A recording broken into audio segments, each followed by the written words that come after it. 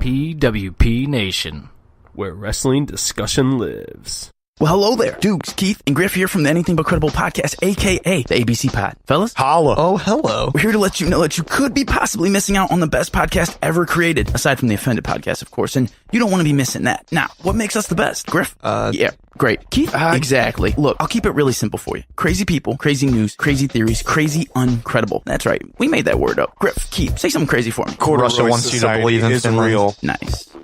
Look, you can find us just about anywhere that you get your podcast, especially Apple Podcasts. Also, don't forget to hit us up on Facebook at ABC Pod. That's ABC POD. Twitter at _ABC Pod. And Instagram at ABC Podcast. Check in with us for a new episode every Monday and join the conspiracy to commit stupid. We will see you then, and shout out to the Offended Podcast. Adios. Later, guys. Like you more than a friend. What's up, everybody? Kyle Fauché here to tell you about my brand new podcast, the Going Off Topic podcast, brought to you by the Anything But Credible Network. On Going Off Topic, I look at all forms of media, from different real and theoretical angles that you don't usually hear about. From movies, to TV, to music, to sports, to gaming, to anything really. You never know what the topic will be, but you're guaranteed a new angle and a different conversation about it, that's for sure. You can find Going Off Topic anywhere and everywhere that you get your podcasts. Check out our social media feeds on Facebook, Going Off Topic with Kyle Fauché, on Twitter, going_off_topic, and don't forget about anythingbutcredible.com, where you can find everything for the pod, including the written blog post. That's right, we're carrying over the Going Off Topic blog to anythingbutcredible.com too. So check it all out there, and I'll catch you on the next topic.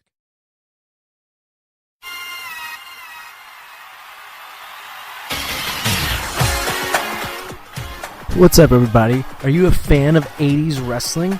Then 80s Wrestling Con is just for you. 80s Wrestling Con takes place on April 27th in Freehold, New Jersey at iPlay America.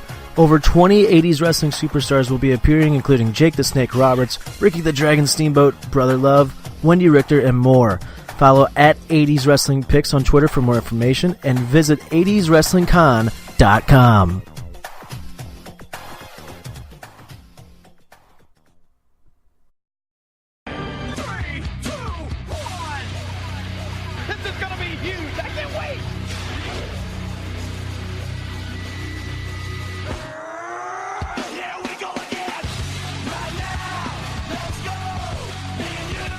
And welcome to a special edition of Offended, presented by PWP Nation. Your boys, Tricky Stoutsy, and we got from PWP Nation, we got Toph, and for the first time ever on Offended, we got the man himself, the owner, Jay Toph. How you boys doing? I'm fantastic. Thanks so much. Finally, I'm honored to be on an episode of Offended Podcast, man. You guys are great. Thank you so much for having me. Thank you. Yeah, what the fuck took so long for us to do that? I am always available. I am always fucking available. So anytime you guys want to bullshit about whatever, no matter what it is, Todd knows to get into some weird shit. So whatever you guys want to talk about, I'm in. I blame Todd. He's the one that runs the shit. Yeah, thanks, guys. Thanks a lot. Welcome. Appreciate it. But we're here to talk about WrestleMania 19 tonight. And why the buy rate was so low, which honestly, we'll get into it in a little bit. It doesn't make sense, but to kick off the show, since this is the first time that we're having Jay on the show, and Toph, I told you that before that when we finally get Jim and I together on the show, we're gonna give you the Anything But Credible questions. So we got 3 questions for you guys, just to kick off the show. These are the Anything But Credible questions presented by the Anything But Credible podcast. You can find them on Apple Podcasts, Spotify, and wherever you get your podcasts. All right. So, just 3 random questions to kick off the show. That's all we're going to do. And we're going to keep it, I guess, in the realm of wrestling, since this is a wrestling episode. And first off, just Toph and Jay, who is your all-time favorite wrestler? Toph, you go first, bro. I don't know. I have to put serious thought into that. When I was growing up as a kid, my favorite wrestler was Booker T. So, I don't know about my all-time favorite wrestler. I'd have to think about it. All right. Well, my all-time favorite, it's easy. It's Hulk Hogan. And look, man, he's controversial. It is what it is. But Hulk Hogan's the reason why I like pro wrestling. And he's evolved as a character over the years. The Hollywood Hogan thing. He was one of the rare guys who who was able to be the top babyface and the top heel in the business at 2 different times. So Hulk Hogan, without a doubt. For sure. Stoutsy, yours is stone cold, isn't it? Oh, yeah. I mean, that's, 7 years old, just watching a guy flip people off and chug beers. I was like, that's what I want to aspire to be. So that was mine, easily. I like the Booker T answer because I've never really heard anybody say that, and that's actually a pretty good answer for a guy that I kind of was overlooked for a bit, and obviously made it to the Hall of Fame. So I like that answer. That's a different one. One of my mom's friends, her son, he's like 8 years old. His favorite wrestler of all time is Booker T. It's awesome. Love it. Wow. That's cool. I love it. Mine's Shawn Michaels. Always will be Shawn Michaels. If it wasn't for that Iron Man match, WrestleMania 12, I would not be a wrestling fan. But that's mine. All right. Jim, you want to hit him with that next question? Yeah, so Jay, question is, what's your favorite WrestleMania entrance? My favorite one is Ray WrestleMania. I think it was 22. For when he wrestled for the title? Yeah, where there was like a band performing on top of the stage, and he went up there and he was wearing like the mask. It was like a tribal type of mask thing. Yeah, that's cool. I always like the live performances and stuff. Yeah, what band was that? I don't know that one. And my second favorite entrance would be a hilarious one.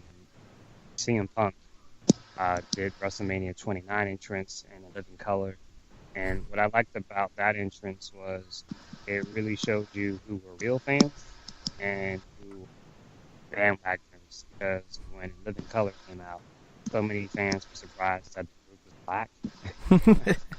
And I always knew that they were black, and a lot of fans were like, what? I'm like, okay, so y'all fuck with Living Color. Just pretended you did because you like CM Punk.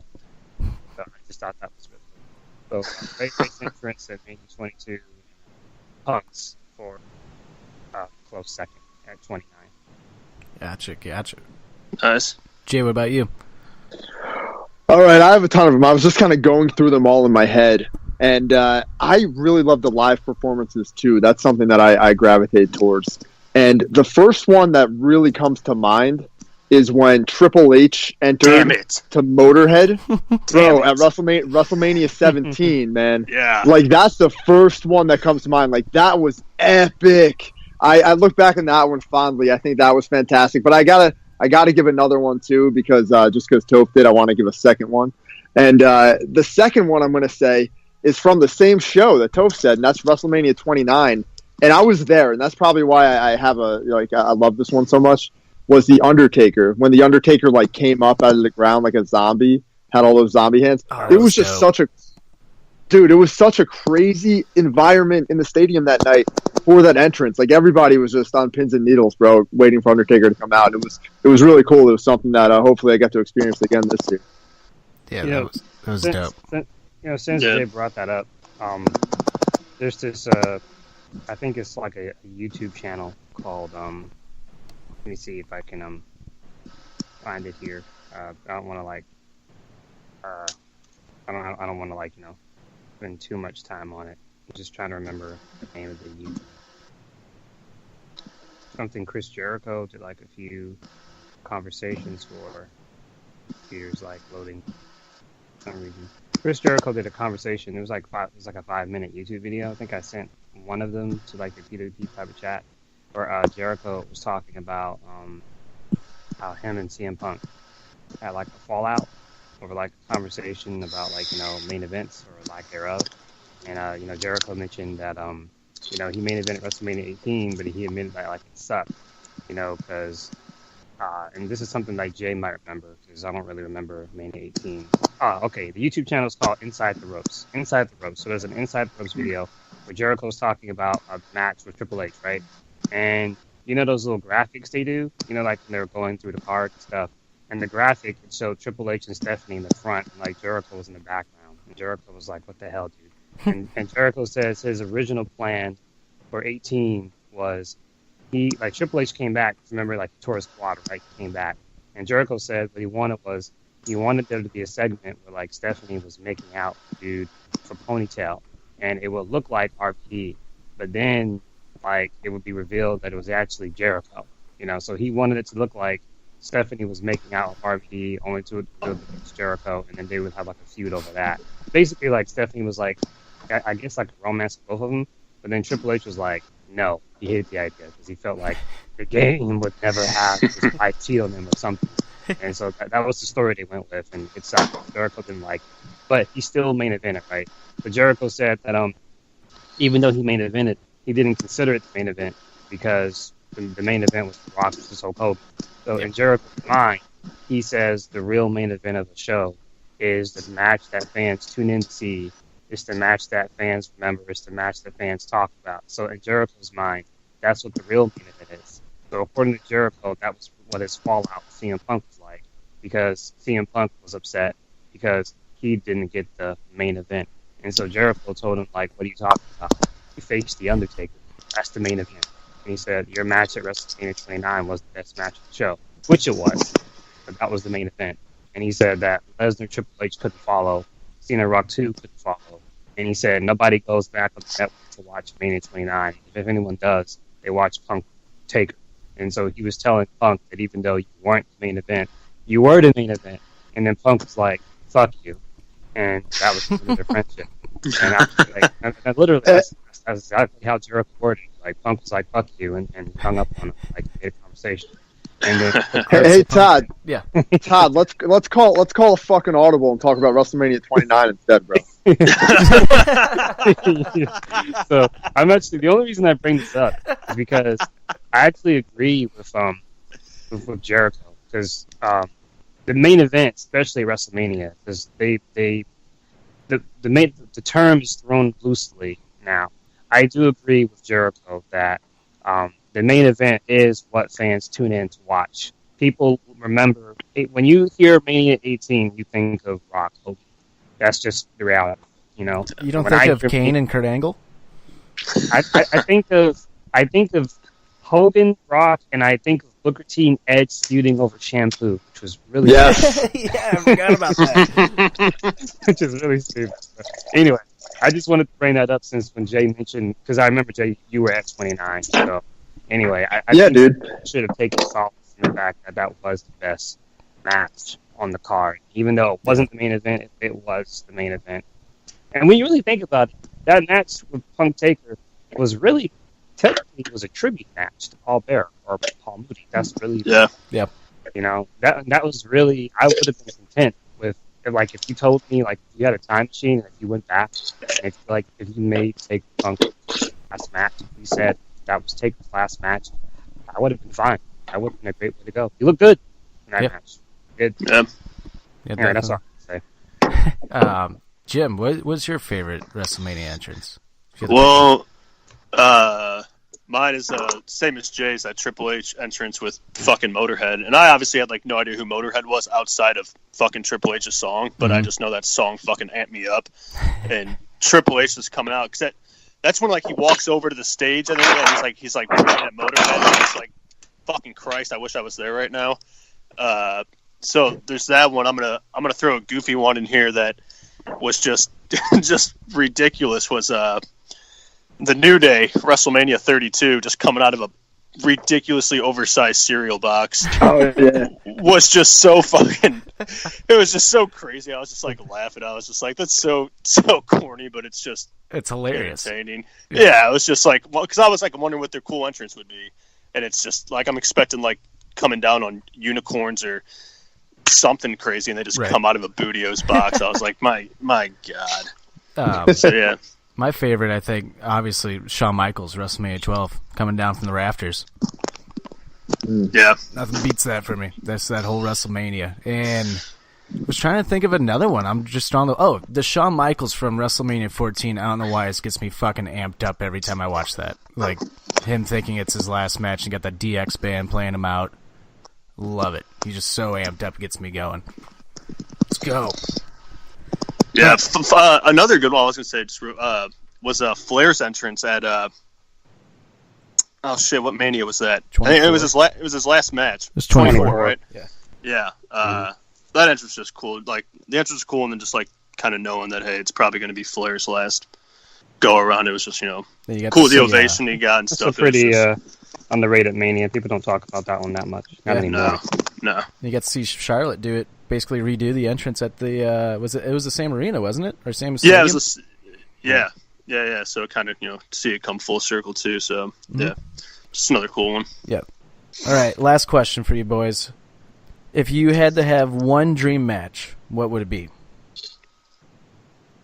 Oh God. You mean that's viable or just in general? Let's go in general of all time. Ever. Ever. Well, I won't say Taker Sting. That's too obvious. Then it'd be different. Probably, if things are going a little differently, it could have happened, so it makes it painful. I'd probably say Brett Angle. Oh, damn. Yeah, I like that one, man. And mine actually has Kurt Angle too. And I think we have one more opportunity to see this match. One more opportunity, but it's probably not going to happen. And that's Kurt Angle versus Daniel Bryan. Fuck yeah. And yeah, dude, like when they were both in their absolute prime. Bryan arguably is in his prime right now, but he was amazing back in like 2006, 2007. Like that Daniel Bryan was unfucking believable. I could just only imagine what 2007 Kurt Angle versus 2007 Daniel Bryan would have looked like. Oh, it would have been amazing. It would have been incredible. Yeah. Stoutsy. Good one. Oh man, it's tough. I feel like I might end up stealing this one from you, Trick. But I would have loved to see Michaels Bryan at Mania. But now, like, if I think deeper in it, who I'd want to be heel or face, like, because I hate Daniel Bryan so much right now because of how heel he is, and I just want to fucking shove celery down his throat. That's where I'd like be so confused on like who I'd want to see. Like, would I want like the bad, like when Shawn Michaels was real fucking heel or not? But either way, I think it would just be they'd be able to tell a cool story and it'd just be a hell of a match to see those two just go at it at Mania. For sure. One last one, I think a good dream match that's viable now that fans don't really think about. But if this guy ever came back to wrestling, it would probably be one of the first matches where you'd be like, oh yeah, that would be a cool dream match. It will probably never happen. I would say Kevin Owens versus CM Punk. That would be dope. I like awesome. I like it. Yeah, if Punk ever came back, that would be like the first match where you would kind of realize and be like, oh yeah, that is a thing. Yeah, don't sleep on Punk not coming back. I think Punk will be back in All Elite Wrestling. I have nothing to back this up at all, but I have a feeling that he's going to come back, have a match with Kenny Omega. I have the same feeling. Feeling. There's definitely something going on there. Because like when he first, whatever you want to call it, quit, retired, got fired, whatever. Like during those initial years, like when he first left, it got to the point like where if you mentioned wrestling, if you tagged him in anything wrestling, he would just block you, or mute you. And he wouldn't talk about it. All he wanted to talk about was like UFC. I know he's a hockey fan. He loves hockey. He loves baseball. He doesn't really follow basketball, football that much, but he loves hockey. He loves baseball, and of course, he loves comic books and UFC. I'd say like 2014, 2015, most of 2016. If you talked wrestling with him, he would just be like, "Fuck you," and he blocked you. Then towards 2017, he opened up a little bit. That was when he started going to like some conventions like once a year. Then 2018 was when he actually like, unfortunately a lot of wrestlers, a lot of people in the wrestling business passed away in 2018. And every time someone passed away, he would like do like some type of tweet and memoriam to that person.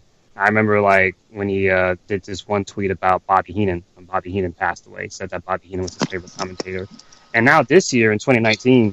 Not only is he attending wrestling events, but he's actually responding to other wrestlers that tweet him, which is a really big deal. Like what really got me was the event with the Elite guys where Matt Jackson tweeted at Punk and said, "I'll bring a diet soda for you." I lost it. like a reference to a Diet Soda, and then like Punk actually like tweeted back to Matt Jackson and said, "You're paying, dude." I was like, wow, like he's actually responding back to wrestlers now. So you can see like he's getting the grumpy old man Punk is going away. He's just becoming more friendly. So. Yeah, definitely. Let's see. Oh yeah. Wait, my dream match, by the way. Jim, you didn't steal it from me. Mine was always Shawn Michaels and Eddie Guerrero. Was one. Yeah. Oh wow. Who would be the face or heel though? Or does it matter? I think in that case, it honestly I think you can build it like on like a respect angle between two faces, and then just have them both just get angry with each other, like towards like the match, basically in the like later weeks. I always wanted to see that, and I always wanted to see Michaels versus Rock. That was always the one that I wanted to see, but I was wanting to throw that in JCD's face, but he's not on here, so. Dude, the Shawn Michaels Eddie Guerrero match, I love that one too. I would have Eddie be the heel though, 100%. Like I think that would be fucking awesome. Oh yeah, dude. Which I'm assuming Eddie. So the rumor for WrestleMania 22 was Michaels Guerrero that year, and Eddie passed away, and that's when Vince stepped in to take his spot. Which was still a good match. Yeah, it really was. Just I never would expect like Vince to be like, "I'll step in." It's like, all right, you're nowhere near Eddie, but all right, I'll do it. Yeah. Vince got the shit kicked out of him in that match. Yeah, he did. Yes, he did. God, No I just doubt. wondered how long he was waiting in that trash can for Michaels to jump off the ladder. Yeah. Oh yeah. Yeah, All right, supposedly- WrestleMania 19. WrestleMania 19. Let's go, guys. Come on, WrestleMania 19. All right, you're the boss. That's fine. But WrestleMania 19, 2003.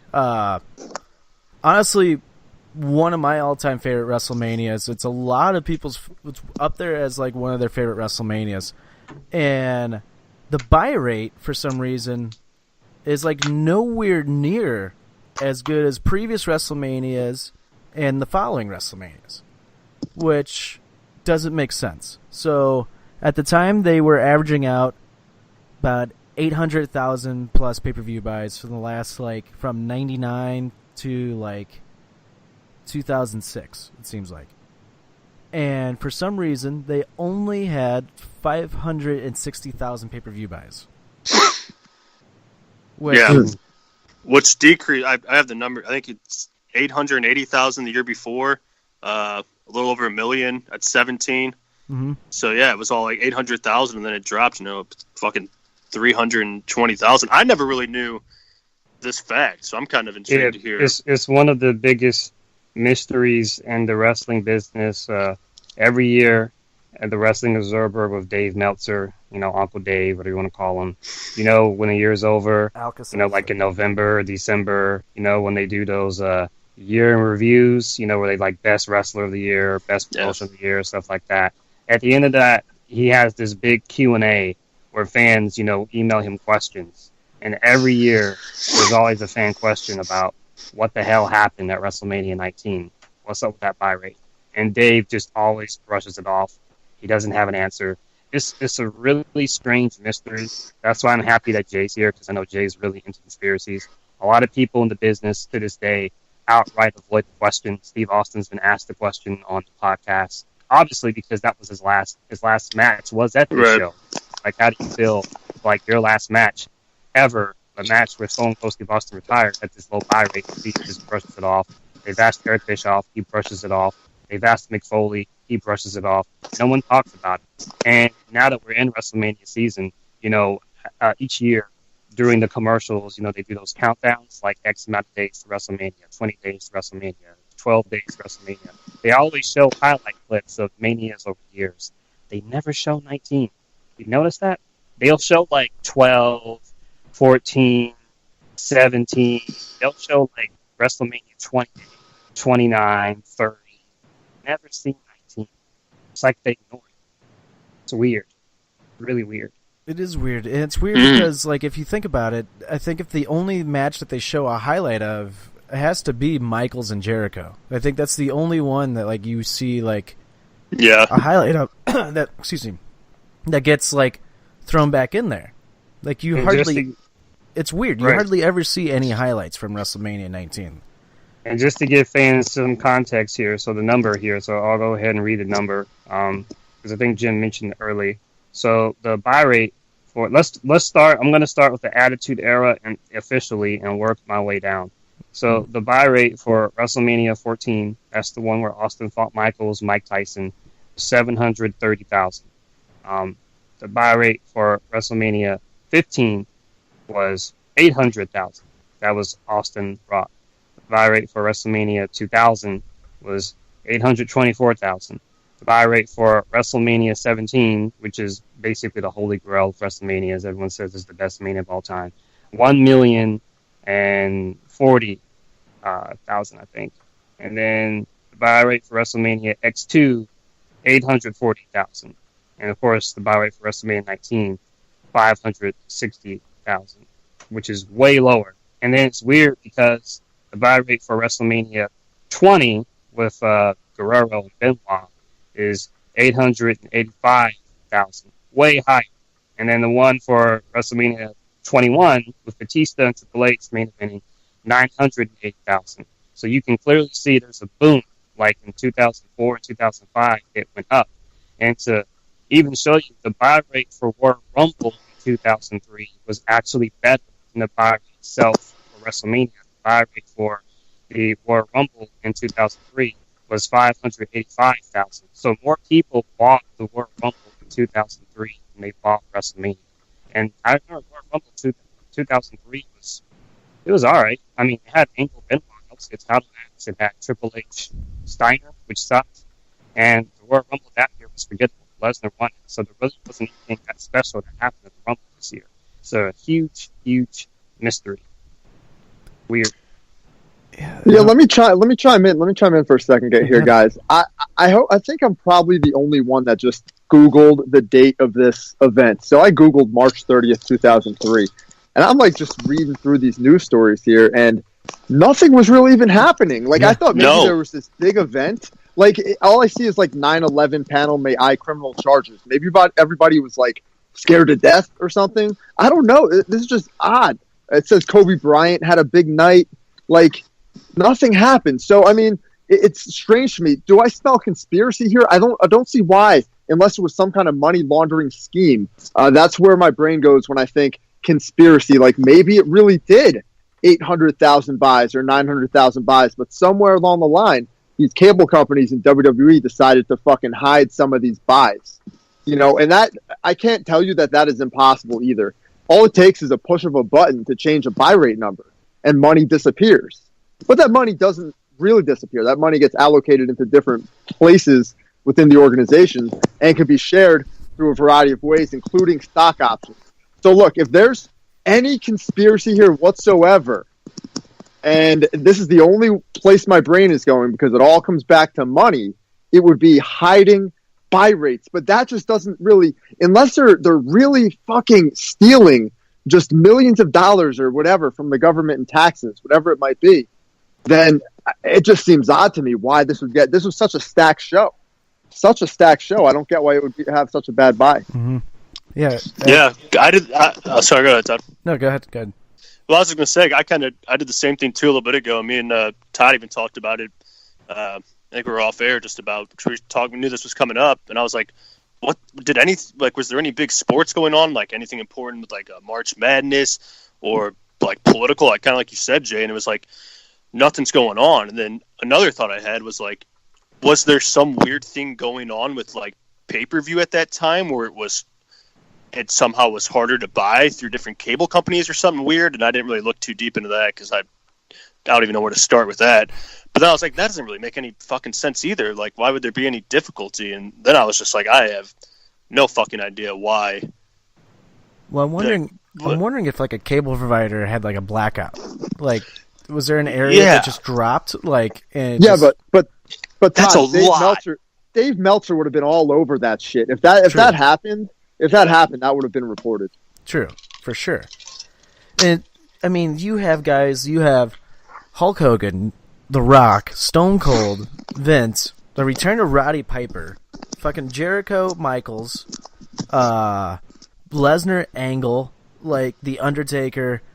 Like this card is legit stacked from top to bottom, and the build to this show was like really good. It was very well done. It had your interest in a lot of stories then, especially Hogan Vince was even like built very well. Like it just does not make any sense to me. And the Angle Lesnar story, that was built for like months before that. That's like going back to November almost.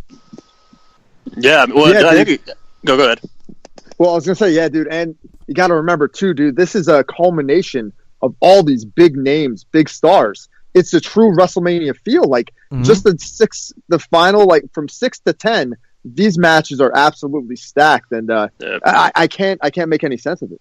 Yeah, I can't either. I don't understand it at all. Like, well, yeah, and I was just going through some wrestling forums, just seeing if people had opinions on it. And some people were even asking, like, was the build for Vince and Hogan too much? Like, were people like, was it built too big, and people kind of got off put, I guess, by that? But I don't say that happened. So what was it, like a 20 year in the making? Wasn't that kind of what they were saying for the match or something? Mm-hmm. Yeah. So I don't know why people would be off put by that. That doesn't really make sense. And there's a few people saying like, oh, the build was too big for me. It's like, that doesn't, I mean, I don't know, personal opinion, maybe it did, but I don't see that affecting it that much to where people didn't want to watch the rest of the show, you know?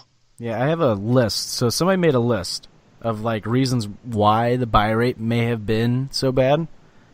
And there's 11 reasons. There's number one, the troops were deployed, bigger fish to fry than watching WWE. 2, horrible Raw SmackDown build-up for it, which I completely disagree with. Number 3, Seattle was a terrible pick for the promotion. I don't think that has anything to do with the buy rate. Should have capitalized on Goldberg coming earlier. Maybe. I don't know. Hogan had already worn out his nostalgia act. Rock versus Austin was played out at that moment. Pay-per-view outage in some areas was one of the reasons. A lot of fans were gone post Backlash 2002.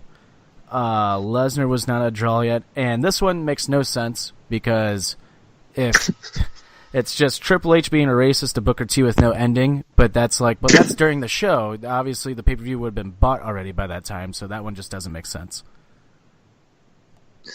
Yeah. Yeah, none of those really hold any credibility whatsoever in my mind. Yeah.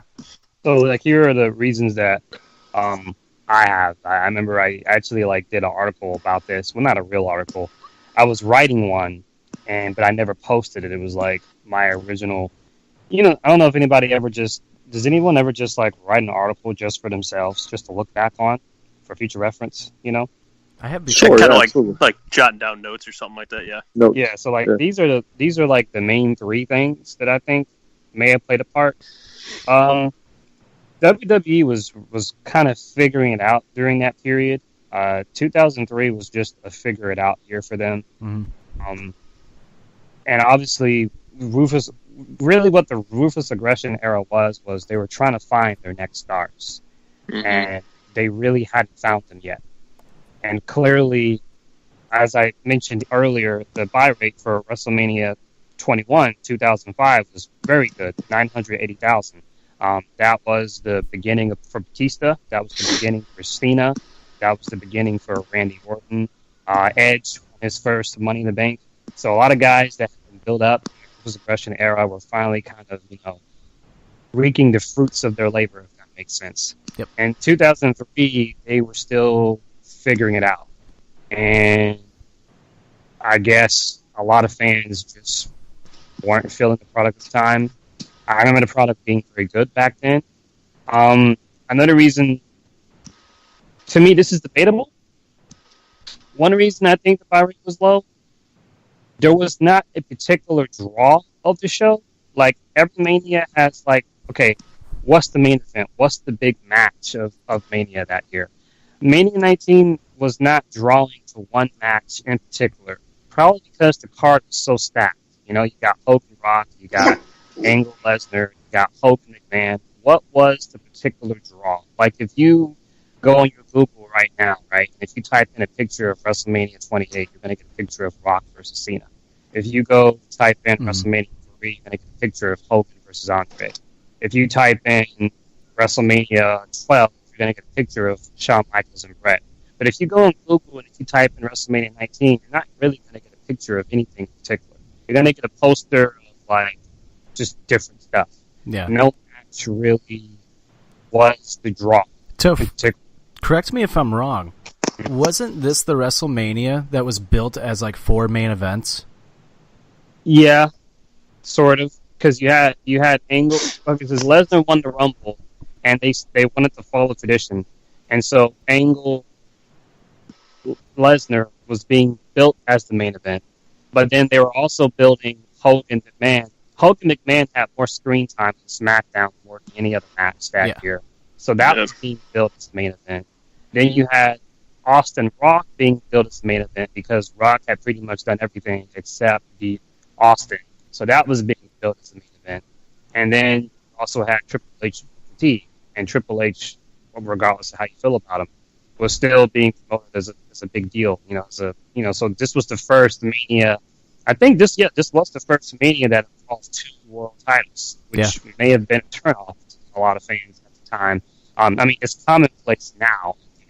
At the time, it was weird. That was something that, like, you saw on ECW or WCW, but never WWE.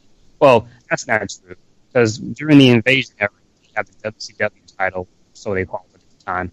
But this was the first WrestleMania that had 2 world titles, I guess, because when Triple H and Jericho fought 18, wasn't it already the undisputed title at that point? They just carried both belts around. I think that's what they called it, right? Yeah, the undisputed title. Mm-hmm. Right. And I think the third reason, this is probably the one that maybe WWE fans may not agree with, is I think a third reason why the Buy-Rate wasn't good, I just think there was a big jump off after the Invasion. The Invasion was the biggest drop ball in wrestling history. It pissed off a lot of WCW fans, it pissed off a lot of ECW fans, it pissed off a lot of WWE fans. A lot of dream matches flopped, and then after it flopped, the NWO came, and then that flopped too. And I just think that pissed off a lot of fans, and a lot of fans just stopped. Like they just stopped, and unfortunately, because if you remember, the NWO came back and built in 2018, and then Rock beat Hogan, and they turned Hogan face the next night because they didn't realize how much of a big deal Hogan would still be. And then they tried to do the version of the NWO with Michael's join, which was good, and they ended that, and it didn't go well. So the first Mania that went after that was 19, and I just think a lot of fans were just mad. I turned them off, left, and they never came back. Because when I remember, I don't know about you guys, but for me personally, when WWE started getting, like, what's the word here? Because I don't want to sound disrespectful. When WWE started getting, like, cool again, trendy again, hip. When I put it this way, when I started seeing WWE talked about outside wrestling circles, it was around, like, 2000, like Cena stuff. Like, that was when it was cool again. Like, when you had the Dr. Fucking Onyx Cena as world champion and Animal Batista as world heavyweight champion and, like, Legend Killer Randy. Like, that was when I started seeing wrestling again. You had, like, Tommy-san with Tyson Tomko. That was, like, the beginning of the Captain Charisma Christian phase. To me, that was when I started seeing, like, wrestling get cool again, hip again, 2005, 2006, 2007. Then, but before that, though, like, 3, it was just kind of, Yeah. I don't know. I just looked up another reason that could be why fans may have tuned out of this Mania. It's because they didn't go with Stone Cold and Hulk Hogan. Do you think that could have anything to do with it? Some people are saying, one report I heard is that some fans believe that Mania 19 should have been Lesnar Triple H. Some people say that. For Austin, what I think would have helped, obviously we know that was his last match, but it was not promoted as his last match. That's what I was going to say. Which is in retrospect a bad business decision. So if Rock Austin had been advertised as, like, the loser must retire, then I think that would have sparked interest, because it would have been like Rock's been beaten Austin before, which would have made it believable for, like, Rock to lose and then retire. But then at the same time, you could be like, well, Rock can finally get his win, and then Austin retired. I think the match could have been built as a double retirement match, or like loser must retire. If that had been advertised as Austin's last match, then maybe that could have helped. But some fans believe that Lesnar, and I disagree with this. I mean, I think Jay might feel more passionately about it because this is more his area. Some people are saying that in 2003, Angle and Lesnar were not draws. I can't fully agree with that. They're draws now, today, in present-day wrestling. But many fans believe that Angle and Lesnar were not huge money draws in 2009. Oh, I'm sorry, in 2003. I can't agree with that completely. And so some people think that if you switch the match order around, like how you just mentioned, Todd, some think that would draw fans in. So some fans are saying it should have been Austin Lesnar or Lesnar Triple H or, some type of flip-flopping of the titles. And then some fans feel like, how is Shawn Michaels, because you got to forget, because you mentioned Jericho and Shawn Michaels had a match. This card is tacky because you have Shawn Michaels and The Rock performing at the same show, but not wrestling each other. Yeah. So that's another dream match right there that fans wanted to see and it never happened. So some fans feel like if you flip some of these matches, like instead of doing Jericho Shawn, which was great, you do Shawn Rock, and maybe you do Angle Jericho, or you know what I mean? Like a few flipping of matches may have brought in more viewers or something. This is a very strange card. I don't really know what the issue is, but I mean, I still enjoy this Mania. It's my favorite Mania to watch. It still holds up. I love the venue of the baseball arena, and I loved it when WWE went back to a baseball field for the Rumble earlier this year. I'm never going to shit on a show that visually looks different. Those are always cool to look at.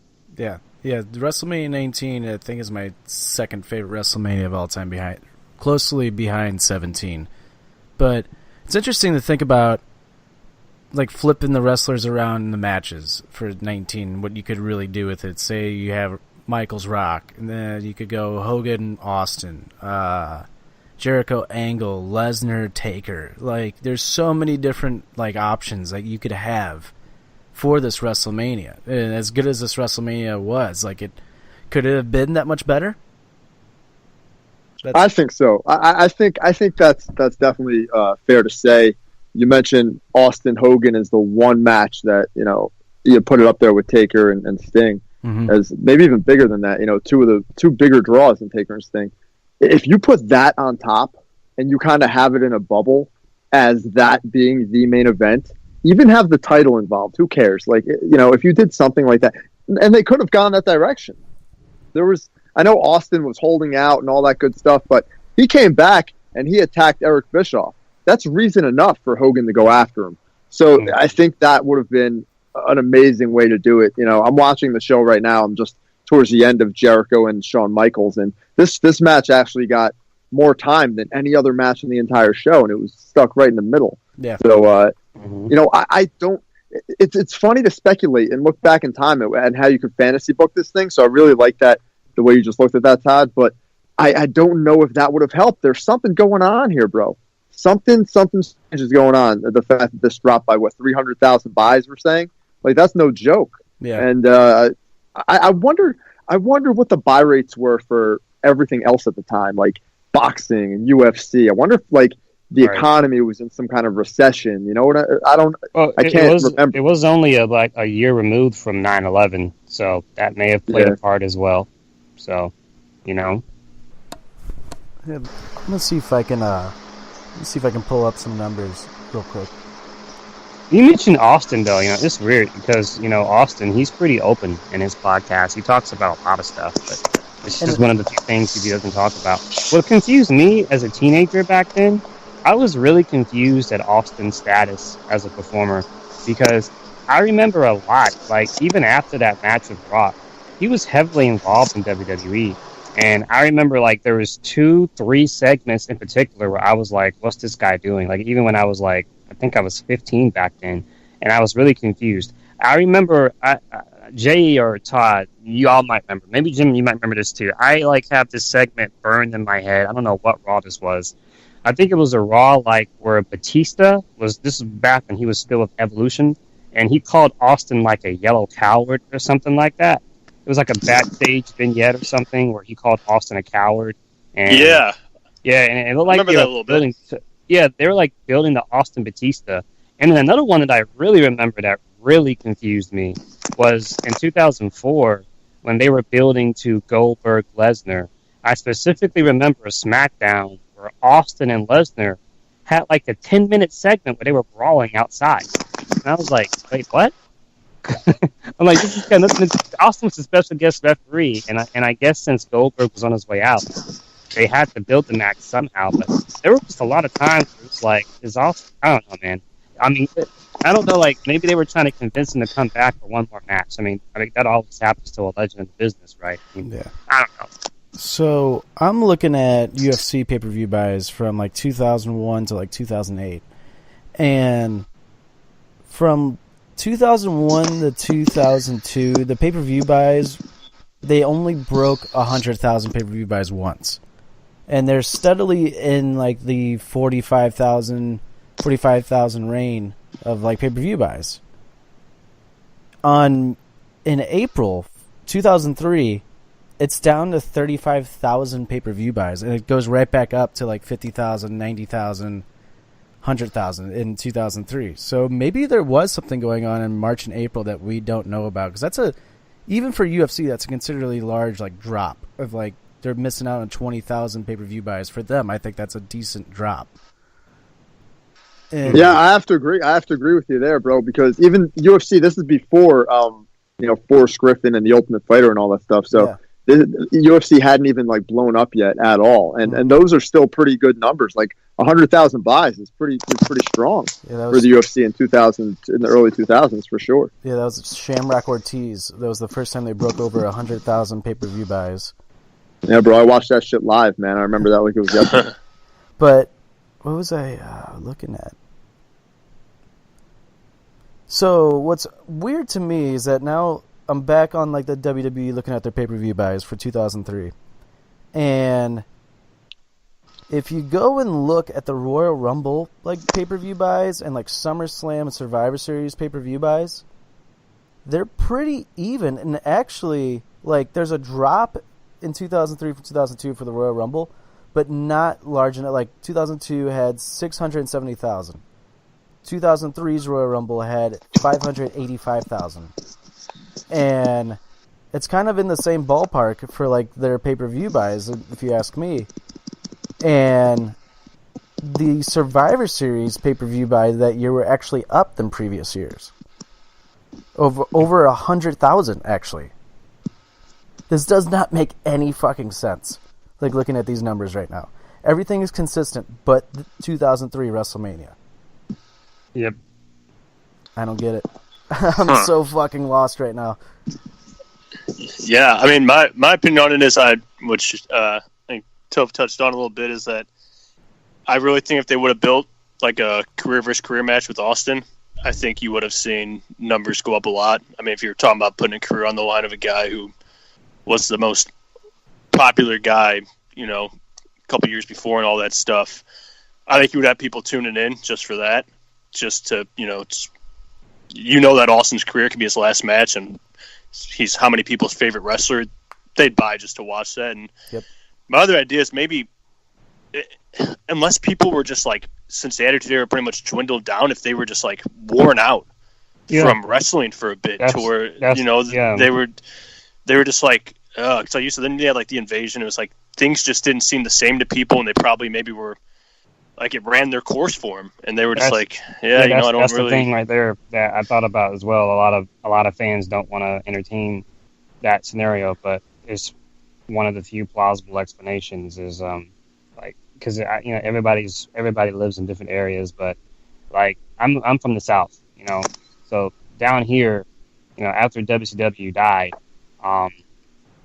there was a huge drop off of wrestling interest in my area, and I remember when I was a kid, my mom would order pay-per-views.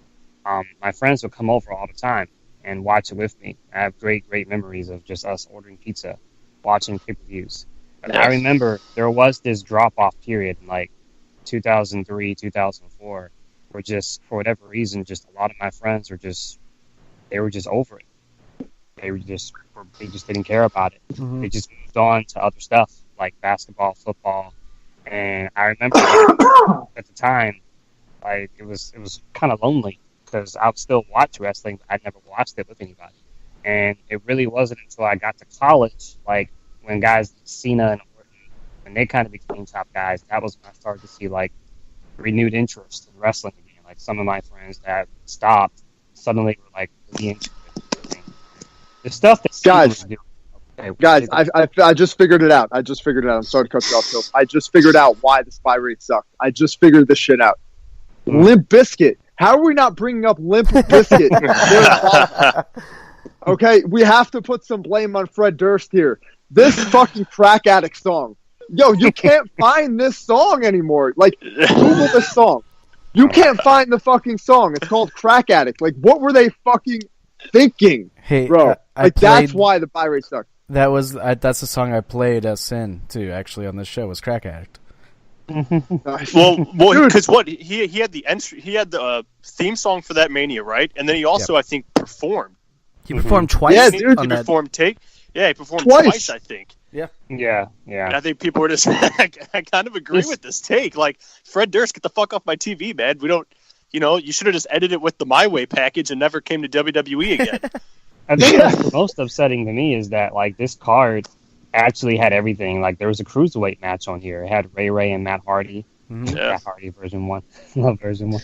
I think there was a women's title match too. Triple threat, I think. Yep. I just fucking watched it. It was Trish won. It was Victoria and Jazz, and Victoria had Stevie Richards, which I thought was fantastic. That was great having Stevie Richards, man. It was awesome. It's really upsetting because there's a lot of Manias that were nowhere near as good as this, and unfortunately their buy rate just blew it away. So why did Royal Rumble outdraw this? Royal Rumble outdrew it by 25,000 buys. I'm looking at that's crazy. That's very strange. Yeah, doesn't make sense to me.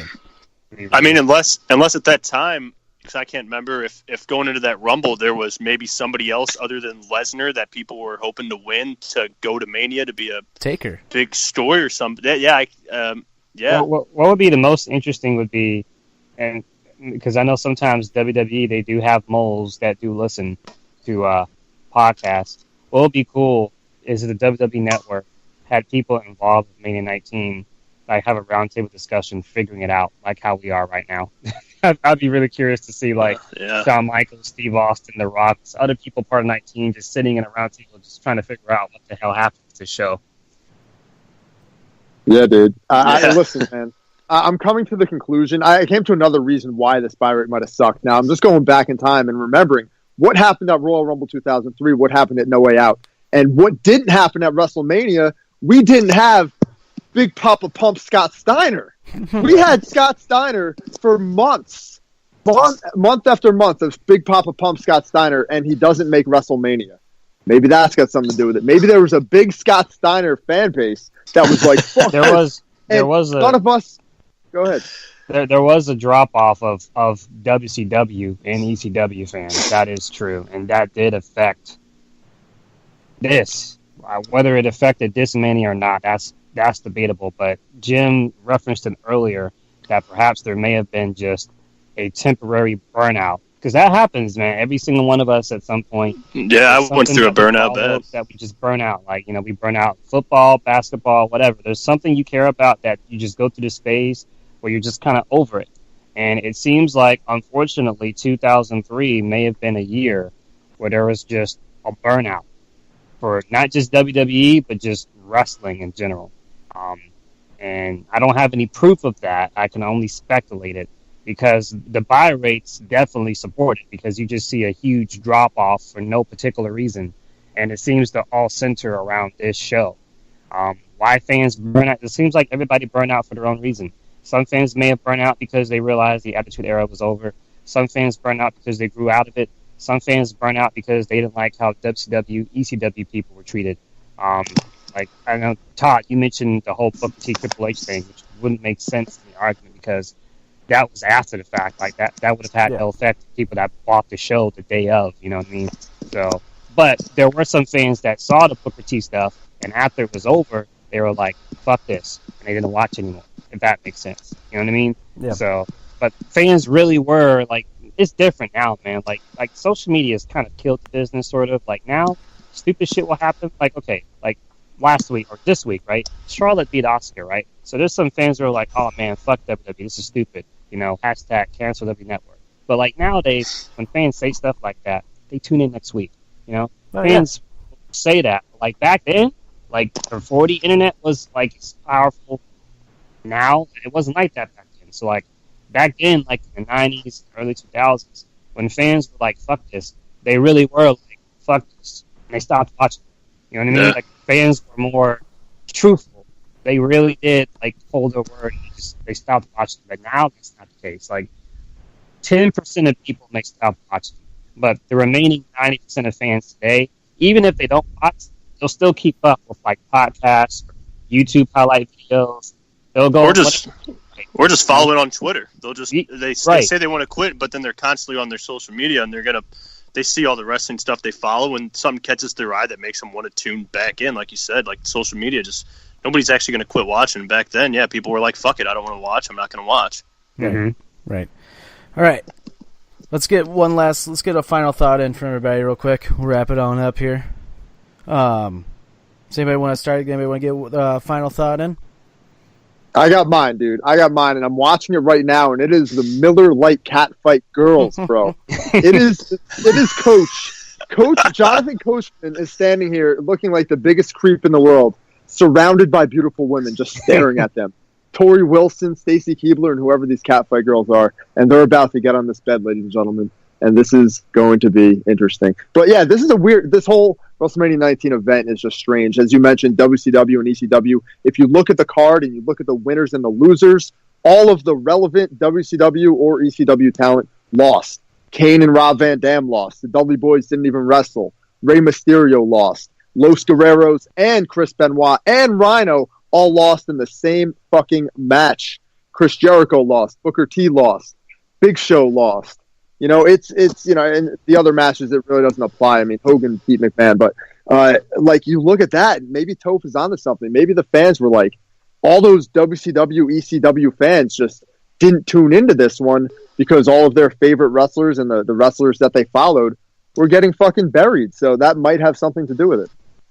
Yeah, definitely. Toph, you got a final thought? Yeah, my final thought is I wish Jay-Z showed up. I would have loved to see Cena battle Jay-Z. I never liked Jay-Z. Oh my God! They just took off Coachman's pants, and they're pinning Coachman, and he's got his ankles over his head. What the fuck? I don't remember this. I remember it. I remember it. They roll. No wonder 550,000 people only bought it. Yeah. Stoutsy, final thought. Yeah, I thought they should have built the Undertaker handicap match more. That was a highlight match. No, I'm kidding. It wasn't that was supposed my least to be a favorite match on the handicap card, match, remember? Yeah, I know. That was like if there was one match I didn't really care for on that card, it was that one. But that's not enough reason for me to believe that if somebody didn't like one match, that's not enough reason for me to believe this many people didn't buy. I kind of agree, like with the whole combination of everything Jay and Toph have said. I think there's obviously more than one issue that comes into this. I think it's a plethora of factors that just caused this, and I really think the burnout is a big one. I think people might have just been completely just turned off to wrestling after a while. Maybe the internet continuing to grow, people's attention was elsewhere, and even after maybe everything after 9/11, people kind of started seeing things differently and stuff. And I know it's kind of far-fetched, but people's the importance of things in their life could have changed after that event. And I don't know. It's maybe WrestleMania 19 never happened. Maybe it just never happened. We don't know. But yeah, I don't know. I think Toph and Jay really made some really good points that because I didn't really know much about this, and I mean, I pretty much can agree. I agree with everything they're saying. So, yeah. I don't know. I don't like that it's bothering me this much, though. Right. My final thought, I definitely agree with what you just said, Jim, and on agree with Toph and Jay. And I remember there was one thing that kind of sticks out in my mind, and I just remember going back, watching The Rock and Austin, that feud. That feud didn't feel like a Rock-Austin feud to me. It felt like it was just kind of thrown together, like, quickly, like, after No Way Out. That's what it felt like to me. It didn't feel like it had that special Rock-Austin feel to it as it did previous years to it. It was just kind of like, oh, they're wrestling again. So maybe that, like, some people, like you said, got burnt out, and they're like, oh, we've seen this. Like, we've seen this match twice already. Like, so maybe that's what it could have been. But that's my final thought, and that's about wraps it up here for the WrestleMania 19 talk. Jay, where can we find you social media-wise? At Jay Aletto, that's ALLETTO. On Twitter, Instagram, pretty much fucking everywhere. My name, Jay Aletto, and PWPNation.com for everything that we do on the site. And we got a lot of content up on the site at all times. And also Patreon.com/PWPNation to help support everything that we do, including this podcast, Offended Podcast. And thanks so much for having me on, guys. This was awesome. No, thank you. Thank you. Yeah, man, thanks. Toph, where can we find you social media-wise? You can find me on Twitter at Toph Knows Best. Toph Knows Best? Perfect. Perfect. Love it. Thank you guys so much for coming on. We really appreciate it. Stoutsy, where can we find you? Jimmy James 9417 on the Twitter and Instagram, and on James V Stout on Snapchat.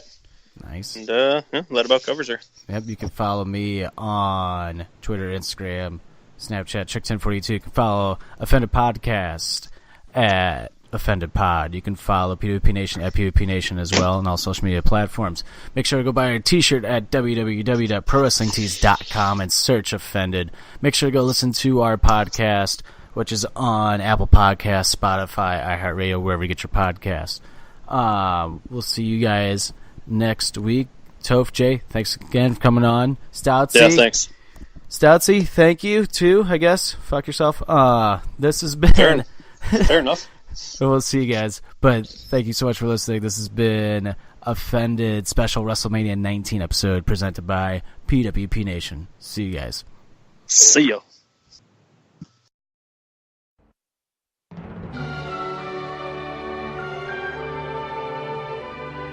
Welcome, ladies and gentlemen, to WrestleMania. America's here. The world is watching. A new Safeco Field attendance record, 54,097. 3, 2, 1.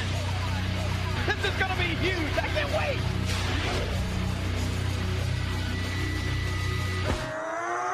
Here we go again. Right now. Let's go. Me and you. Toe to toe. We can rock. We can roll. Here we go again. Right now. Let's go. Me and you. Toe to toe. We can rock. We can roll.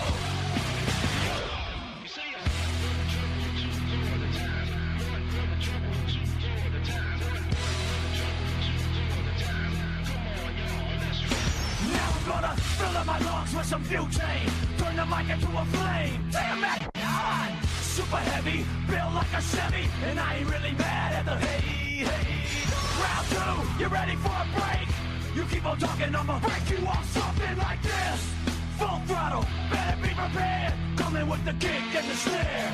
Apocalypse now, the end is now. Give me the countdown. 3, 2, 1.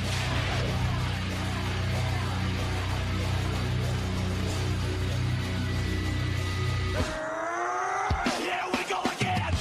Right now. Let's go. Me and you. Toe to toe. We can rock. We can roll. Here we go again. Right now. Let's go. Me and you. Toe to toe. We can rock. We can roll.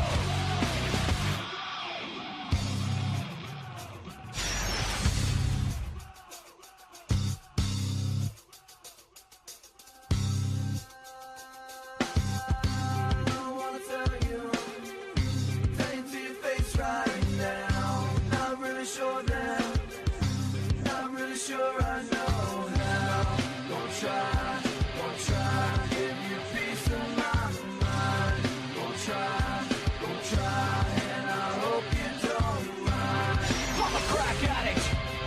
That's right, I'm a crack addict. You heard me, I'm a crack addict. I'm addicted to cracking skulls with one static. It's time to panic. I'm addicted to cracking skulls with one static. It's time to panic. I'm addicted to cracking skulls with one static.